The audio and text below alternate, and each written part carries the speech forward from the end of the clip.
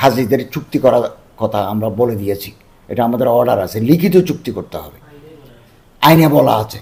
এখন কেউ যদি কোনো হাজি যদি কোনো এজেন্সির সাথে চুক্তি না করে, তাহলে তো ওখানে আইনগতভাবে ধরার ব্যবস্থা নেই।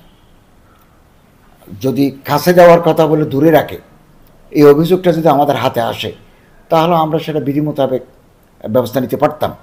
কিন্তু চুক্তি তো ওই হাজি সাহেব করেন নাই, হাজিগুলো কালেকশন করে দিয়েছে তার মিডিয়া, আনে দিয়েছেন একটা এজেন্সিকে, এজেন্সির সাথে তাদের কোনো যোগাযোগ নেই।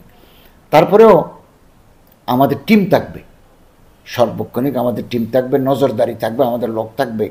আমরা যদি এরকম কোনো অন দ্য স্পট অভিযোগ পাই যে আমাদেরকে হারামের 1 কিলোমিটারের ভিতরে রাখার কথা 1.5 কিলোমিটারের ভিতরে রাখা, আমাদেরকে রাখছে 4 কিলোমিটার দূরে, তাহলে সেটা আমরা বিবেচনায় রাখব এবং বিধি মোতাবেক তাদের বিরুদ্ধে ব্যবস্থা আমরা নেব যদি এরকম কোনো অভিযোগ থাকে। আর সরকারিভাবে আমাদের টিম এখন সৌদি আরবে আছে, ওনারা মক্কায় গড়বাড়া প্রায় শেষ করেছেন, এখন মদিনায় গড়বাড়া করছেন।